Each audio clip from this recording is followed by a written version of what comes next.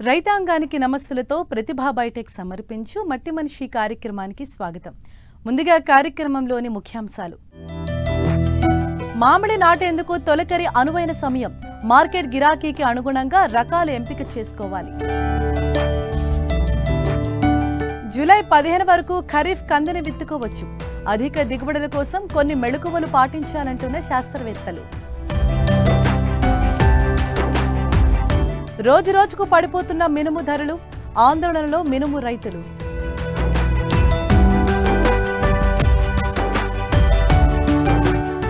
పండ్ల తోటల నుంచి రైతులు 10 కాలాల పాటు మంచి ఫలసాయం పొందాలంటే సారవంతమైన నేలల ఎంపికతో పాటు ఆయా ప్రాంతాల డిమాండ్కు అనుగుణంగా రకాలను ఎంపిక చేసుకోవాలి.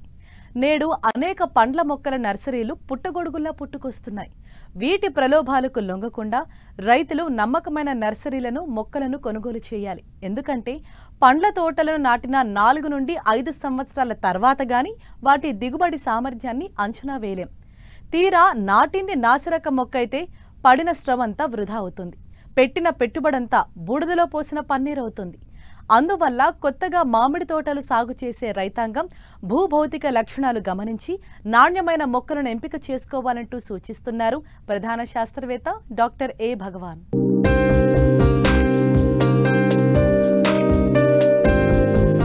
పది కాలాల పాటు దిగుబడినిచ్చే పంట మామిడి. మామిడికి పుట్టినిల్లు మన దేశమే. అత్యంత వైవిధ్యభరిత జన్యు సంపద మన సొంతం. అయినా ఇతర దేశాలు మనకన్నా 50% మిన్నగా అధిక దిగుబడులు సాధిస్తున్నాయి. సంప్రదాయ సాగు పద్ధతులు ఇంకా వేళ్లూనుకుని ఉండడం, నాణ్యమైన మొక్కలు అందుబాటులో లేకపోవడం దీనికి ప్రధాన కారణాలుగా కనిపిస్తున్నాయి. మామిడి మొక్క దశలో దాని దిగుబడిని అంచనా వేయడం చాలా కష్టం. అందువల్ల మొక్కల ఎంపికలో సరైన అవగాహనతో మెలగాలి. మెదక్ జిల్లాలోని సంగారెడ్డి ఫల పరిశోధనా స్థానం నాణ్యమైన పండ్ల మొక్కలకు పెట్టింది పేరు. ఏటా లక్షల సంఖ్యలో మామిడి మొక్కల ఉత్పత్తి జరుగుతుందిక్కడ. రాష్ట్రంలోని వివిధ ప్రాంతాల డిమాండ్కు అనుగుణంగా అధునాతన గ్రాఫ్టింగ్ పద్ధతులతో ఉత్పత్తైన అంటు మొక్కలను రైతులకు సరఫరా చేస్తున్నారు. వాణిజ్య సరళిలో మామిడి సాగుకు అనువైన 20 రకాలను ఉత్పత్తి చేస్తున్నారు.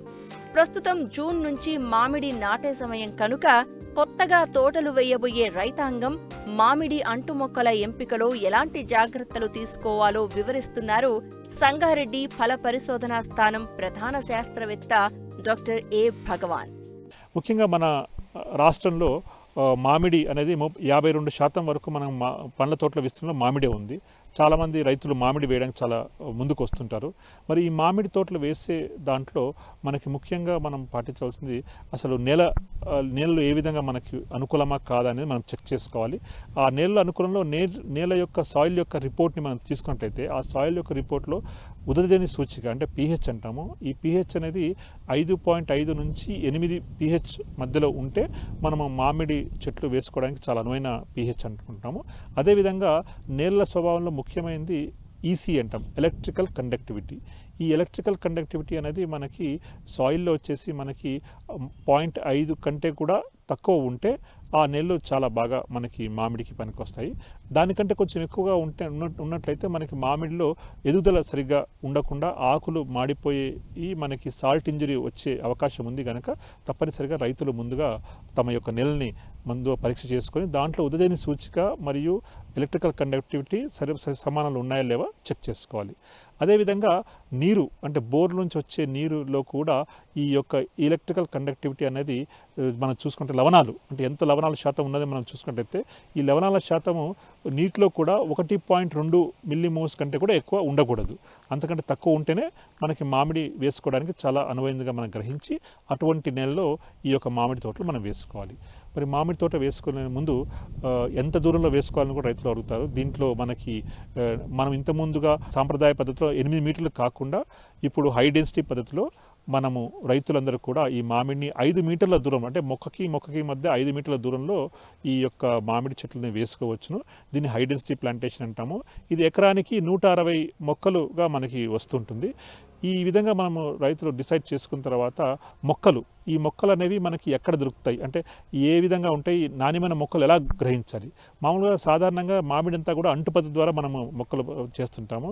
ఈ అంటు పద్ధతి ద్వారా మనం మొక్కలు చేస్తున్నప్పుడు మనకి ఈ అంటు మొక్కలు అనేవి ఒక 2 ఫీట్ల కంటే ఎక్కువగా ఉండకుండా చూసుకోవాలి. అదేవిధంగా దాంట్లో అంటు ఏదైతే కడతారో ఆ అంటు అనేది మనకి 4 ఇంచుల ఎత్తులో ఉండి మనకి కనీసము మనకి ఒక పెన్సిల్ థిక్నెస్లో ఉండే స్టెమ్ ఉన్నది మనం సెలెక్ట్ చేసుకోవాలి. అదేవిధంగా మనకి అంటు మొక్కలకి కనీసం 5 నుంచి 6 రోల్స్ ఆఫ్ ఆకులు ఉండేటట్టుగా చాలా ఆరోగ్యవంతమైన మన మొక్కలను మనము ఎంపిక చేసుకోవాలి రైతులు. ఈ యొక్క మంచి నాణ్యమైన అంటు మొక్కలన్నీ కూడా మనకి ఈ ఫల పరిశోధన సంస్థ సంగారెడ్డిలో లభ్యమవుతాయి. ఇవన్నీ కూడా జూన్, జూలై, ఆగస్టు మాసంలో రైతులకు ఇవ్వడం జరుగుతుంది. వారు ఇక్కడికి వచ్చి ఇంకా సలహాలు తెలుసుకొని చేసుకోవచ్చు. అదేవిధంగా మనం ఎటువంటి రకాలు వేసుకోవాలంటే మనము బాగా వాణిజ్యపరంగా వచ్చే రకాల్లో మనకి బంగనపల్లి అనే రకం వేసుకోవచ్చును. హిమాయత్ అనే రకం కూడా ఇప్పుడు బాగా మనకి కన్స్యూమర్ ప్రిఫరెన్స్ చాలా బాగుంది, దాంట్లో మార్కెట్ విలువ బాగుంది కనుక హిమాయత్ కూడా వేసుకోవచ్చును. అదేవిధంగా దశరి అనే రకం కూడా వేసుకోవచ్చును. అదేవిధంగా కేసరి అనే రకం కూడా వేసుకోవచ్చు. ఇలా 3-4 రకాలు మన వాణిజ్యపరంగా ఏవైతే బాగా ఉన్నాయో వాటిని ఎంపిక చేసుకొని రైతులు వేసుకుంటే మంచి లాభాలు వస్తాయి. అదేవిధంగా మా ఫలప్రద సంగారెడ్డిలో మనకి పచ్చడి రకాలు కూడా ఉన్నాయి. ముఖ్యమైన పచ్చడి రకాల్లో మనకి ఆమిని అనే రకం ఒకటి, జలాల్ అనే రకం ఒకటి 2 ఉన్నాయి. ఈ 2 పచ్చడి రకాలు కూడా మనము వేసుకోవచ్చును. అదేవిధంగా రసభరిత రకాలు చిన్న రసం అనేది, పెద్ద రసము మరియు చెరుకు రసము ఇవన్నీ కూడా మనకు లభ్యమవుతాయి. ఇవన్నీ కూడా వేసుకున్నట్లయితే రైతులకి మంచి దిగుబడి వచ్చి మార్కెట్ విలువలు బాగా ఉండి అధిక లాభాలు రావడం జరుగుతుంది. మరి ఈ మొక్కలు వేసుకోవడానికి ముందుగా మనం గుంతలు తీసుకోవాల్సి ఉంటుంది. మరి ఆ గుంతలు ఎంత విస్తీర్ణంలో తీసుకోవాలంటే మామిడికి వేసే మొక్కల్లో మనకి కనీసం 3 ఫీట్ల గుంతలు, అంటే 3 ఫీట్ల లోతు, 3 ఫీట్ల వెడల్పు, 3 ఫీట్ల పొడవు ఉండేటట్టుగా గుంతలు మనం తీసుకోవాలి. మరి ఈ గుంతలు మట్టింత తీసిన తర్వాత ఆ మట్టిలో మనము బాగా చివికిన పశువుల ఎరువు ఒక 5 గంపల పశువుల ఎరువు మనము వేయాలి. అంటే సుమారు అది 30 కేజీల వరకు పశువుల ఎరువు ఉంటుంది. ఆ పశువుల ఎరువు వేసి బాగా కలపాలి. దాంట్లోనే మనము ఈ నీమ్ కేక్, ఒక 2 కేజీల నీమ్ కేక్ వేపపిండి అనేది మనము కలపాలి.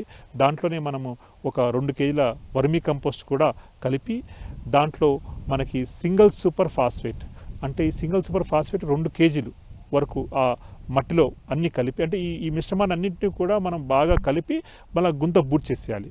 అయితే గుంత బూడ్చేటప్పుడు రైతులందరూ కూడా గుర్తుపెట్టుకోవాల్సింది ఏంటంటే గుంత ఎప్పుడు కూడా మనము మట్టితో బూడ్చేసినప్పుడు అంతా ఈ మిశ్రమాన్ని కలిపి బూడ్చిన తర్వాత మన భూమి మట్టం కంటే 1 ఫీట్ ఎత్తులో బూట్ చేసేయాలి. ఎందువల్లంటే అది తీసిన గుంత కనుక మన దిగిపోతుంది కనుక మనం ఆ విధంగా చేసుకోవాలి. ఆ విధంగా చేసుకొని బాగా నీరు కనుక మనం ఇచ్చినట్టయితే డ్రిప్ పద్ధతి ద్వారా కానీ వర్షాలు పడ్డది కానీ నీరు ఇచ్చినట్టయితే ఆ గుంత దిగేసి మళ్ళీ మనకి గ్రౌండ్ నుంచి మనకు కొన్ని 2 ఇంచులే ఉంటుంది.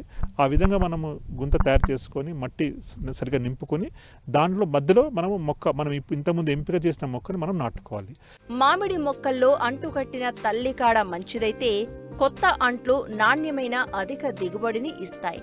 అధిక దిగుబడిని ఇచ్చే తల్లి చెట్టు నుంచి సేకరించే కొమ్మను సయాను అంటారు. వీటిని వెనీర్ గ్రాఫ్టింగ్ పద్ధతిలో మొక్కలకు అంటుగడతారు. మొక్కలను కొనుగోలు చేసేటప్పుడు వేరు మూలం సయాను బాగా అతికి ఉన్న మొక్కలను ఎన్నిక చేసుకోవాలి. వేరు మూలంపై కొత్త చిగుర్లు లేని మొక్కలను నాటేందుకు ఉపయోగించాలి. ప్రస్తుతం మార్కెట్లో వేల సంఖ్యలో మొక్కలను సరఫరా చేసే నర్సరీలు ఉన్నాయి. గుర్తింపు ఉన్న నర్సరీల నుంచే మొక్కలను కొనుగోలు చేయాలంటున్నారు శాస్త్రవేత్త. మనము అంటు ఎక్కడైతే కడతారో, అంటే అంటు చెట్టుకి అంటు ఉంటుందో ఆ అంటుని తప్పనిసరిగా మనకు భూమిలోకి దిగకుండా చూసుకోవాలి. ఒక్కోసారి మొక్కలు నాటేటప్పుడు అంటు మొక్కను కూడా భూమిలోకి నాటేస్తారు. అట్లా భూమిలోకి నాటడం ద్వారా సీడ్లింగ్ అనేది వస్తుంది, మనకి అంటు మొక్క రాదు.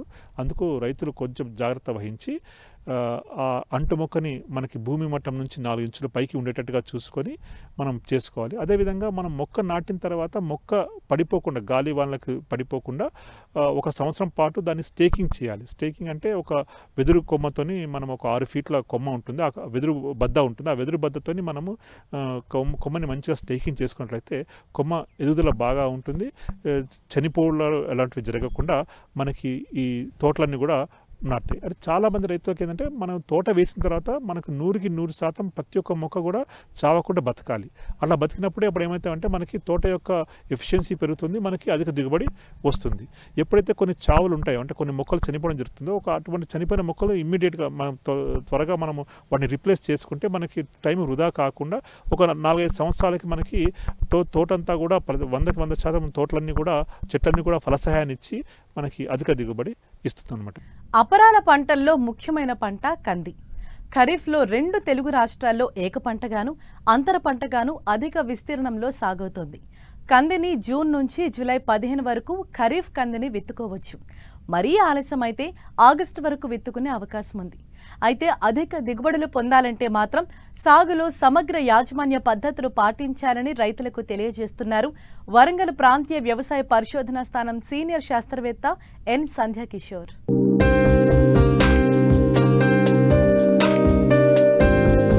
తెలుగు రాష్ట్రాల్లో కంది పంటను సుమారు 12 లక్షల ఎకరాలకు పైగా సాగు చేస్తున్నారు. ప్రధానంగా ఖరీఫ్ పంటగా దీన్ని వర్షాధారంగా సాగు చేస్తారు. ముఖ్యంగా తెలంగాణ ప్రాంతంలో గత ఏడాది సుమారుగా 8 లక్షల ఎకరాల్లో సాగైంది. కందిని ఏక పంటగానే కాక పలు పంటల్లో అంతర పంటగా కూడా సాగు చేసుకునే అవకాశం ఉంది.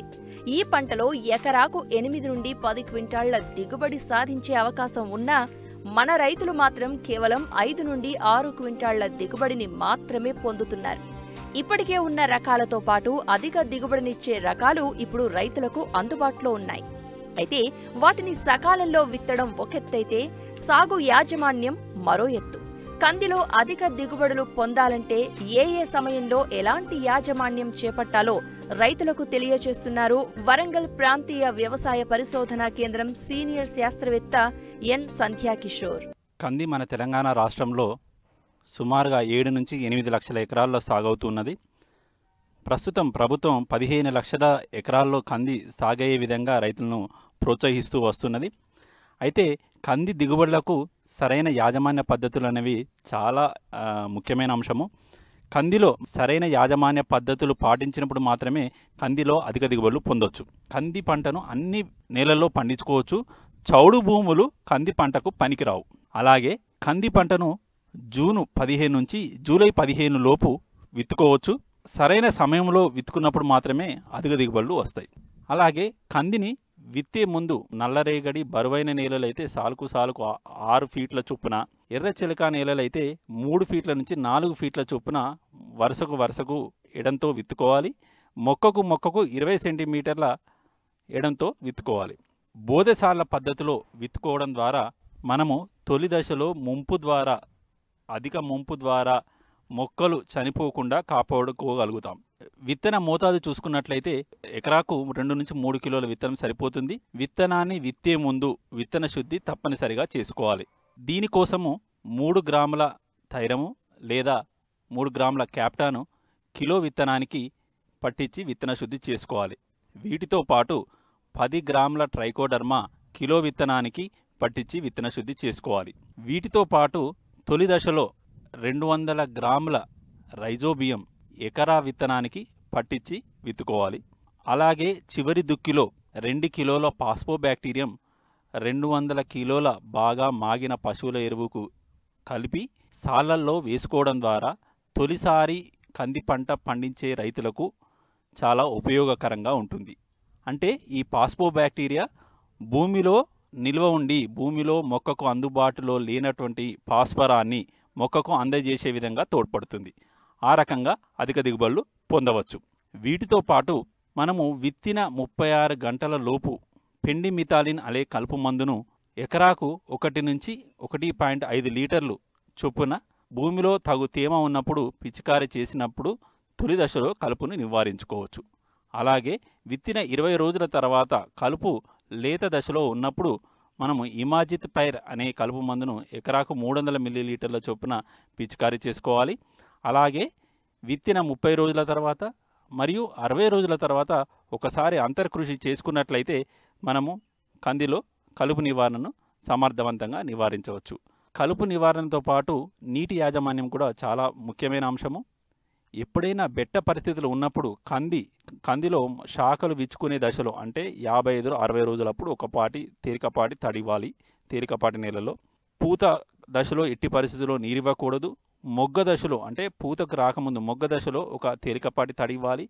అలాగే కాయ దశలో ఒక తేలికపాటి తడులు ఇవ్వడం ద్వారా దిగుబడులు 50% పైగా పెంచుకోవచ్చు. తొలి దశలో అంటే విత్తిన 45 రోజుల తర్వాత పంట తల కొనలు మొదటి 10 సెంటీమీటర్లు తుంచివేయాలి. దీని ద్వారా మొక్కల్లో శాఖలు బాగా అభివృద్ధి చెందుతాయి. అలాగే మొక్క ఎత్తు కూడా తగ్గబడుతుంది. అప్పుడు పిచికారీ చేయడానికి పురుగు మందులు పిచికారీ చేయడానికి అనుకూలంగా ఉంటుంది. అలాగే అధిక వర్షాల మూలంగా మొక్క మొదల్లో తేమ లేదా నీరు అధిక మొత్తంలో ఉన్నప్పుడు మొక్కలు ఎండిపోయే అవకాశం ఉంది. ఫైట్ ఆఫ్ ద ఎండి తెగులు వచ్చి ఎండిపోయే అవకాశం ఉంది. కాబట్టి రైతులు తప్పనిసరిగా మెటలాక్సిల్ అయితే 2 గ్రాములు లీటర్ నీటికి, లేదు మ్యాంకోజబ్ అయితే 3 గ్రాములు లీటర్ నీటికి మొక్క మొదలు తడిచేలా పిచికారీ చేసుకోవడం ద్వారా మొక్కలు చనిపోకుండా కాపాడుకోవచ్చు. వీటితో పాటు పంట బెట్ట పరిస్థితిలో ఉన్నప్పుడు నిండు పూత దశలో 2% యూరియా ద్రావణాన్ని లేదా 3/19 10 గ్రాములు లీటర్ నీటికి పిచికారీ చేయడం ద్వారా మనము అధిక దిగుబడులు పొందవచ్చు. కంది పూత పిందె దశలో చీడపీడల ఉధృతి అధికంగా ఉంటుంది. ముఖ్యంగా పురుగులు రైతులకు తలనొప్పిగా మారుతున్నాయి. ఈ పురుగుల వల్ల రైతులకు జరిగే నష్టం అంతా ఇంతా కాదు.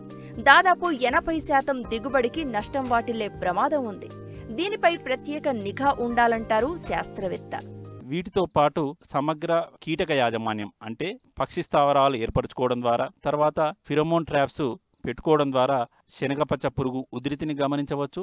సమయానుకూలంగా సస్యరక్షణను చర్యలు చేపట్టేందుకు అవకాశం ఉంటుంది. పక్షి స్థావరాలు పెట్టడం ద్వారా పక్షులు తొలి దశలో వచ్చే ఆ పురుగుల్ని ఏరుకొని తినిపోతాయి. ముఖ్యంగా మొగ్గ దశలో నీమ్ ఆయిల్ వేప కషాయాన్ని 1500 ppm వేప నూనెను 5 మిల్లీలీటర్లు లీటర్ నీటికి కలిపి పిచికారీ చేయడం ద్వారా మొగ్గ దశలో కాయదొల్చే పురుగులు ఏవైతే గుడ్లు పెడతాయి కాబట్టి ఆ గుడ్లు పొదగకుండా సమర్థవంతంగా పురుగుల యాజమాన్యం చేపట్టిన వాళ్ళం అవుతాము. వీటితో పాటు నిండు పూత దశలో క్లోరాంత్రినిలిప్రోల్ 60 మిల్లీలీటర్లు ఎకరానికి లేదా ఇమామెక్టిన్ బెంజోయేట్ 80 గ్రాములు ఎకరానికి పిచికారీ చేయడం ద్వారా, తర్వాత ఫ్లూబెండమైడ్ 60 గ్రాములు ఎకరానికి పిచికారీ చేయడం ద్వారా కాయతొలిచే పురుగులను సమర్థవంతంగా నివారించుకోవచ్చు. ఈ రకంగా సమగ్ర కీటక తర్వాత సమగ్ర తెగుళ్ల యాజమాన్య పద్ధతులు పాటించి అధిక దిగుబడులు పొందాల్సిందిగా కోరుతున్నాను. సాధారణంగా కందిని వర్షాధారంగానే సాగు చేస్తారు. కీలక దశలైన పూత, కాత సమయంలో బెట్ట పరిస్థితులు ఎదురైనప్పుడు అవకాశం ఉన్నవారు 1 లేదా 2 నీటి తడులను ఇచ్చినట్లయితే 20% అధిక దిగుబడిని పొందవచ్చు.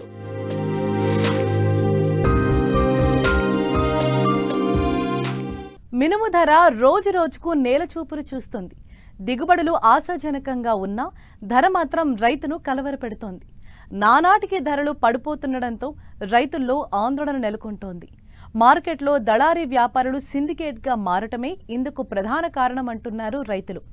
కనీసం మద్దతు ధరకు కూడా దక్కకపోవడంతో రైతులు ఆర్థికంగా నష్టపోతున్నారు.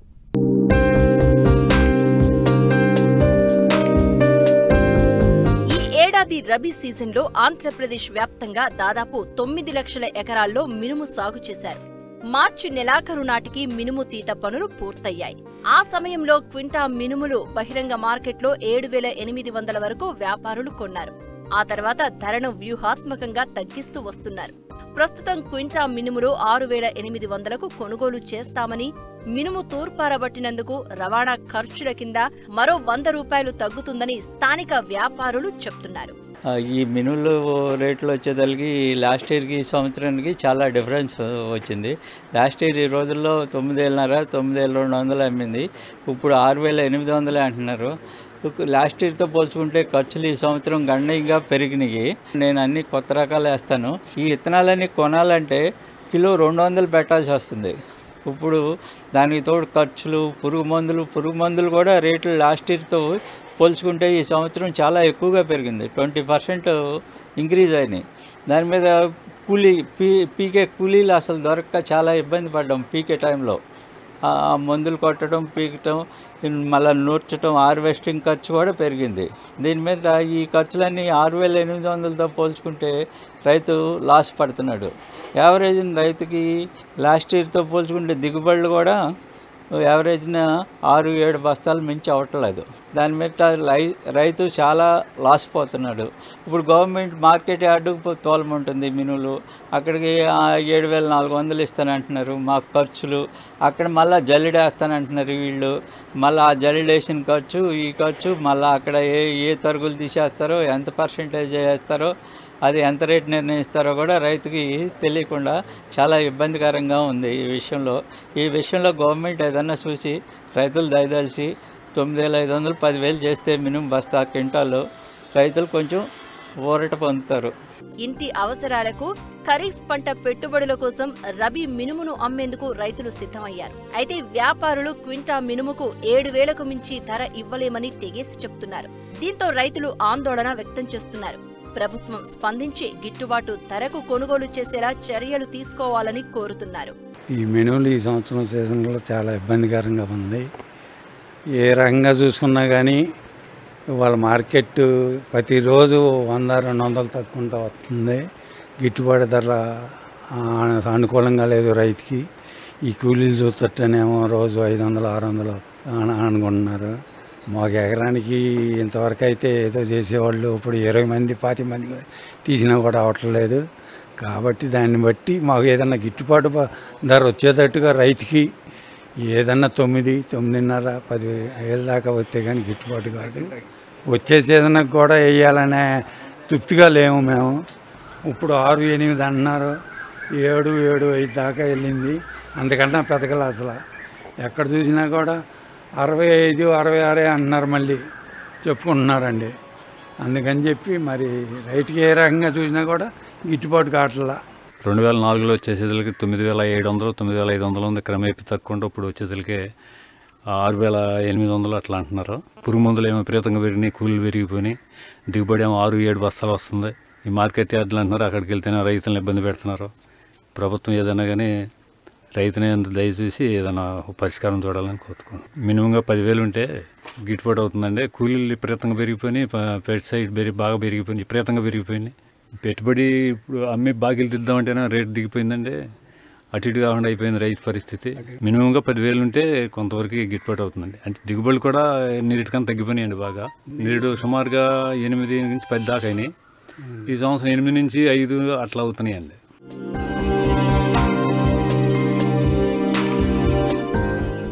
వ్యవసాయంలో సమస్యలకు, సందేహాలకు సమాధానాల కోసం మట్టి మనిషి రైతుకు అండగా నిలుస్తోంది. మీరు సంప్రదించవలసిన చిరునామా మట్టి మనిషి 10 TV, road number 36, Jubilee hills, Hyderabad 500033. మా ఫోన్ నెంబర్ 04030010110 మరియు 8897186111. మరిన్ని ఆసక్తికరమైన విశేషాలతో ప్రతిభా బయోటెక్ సమర్పించు మట్టి మనిషి కార్యక్రమంలో మళ్ళీ కలుసుకుందాం. అంతవరకు సెలవు, నమస్తే.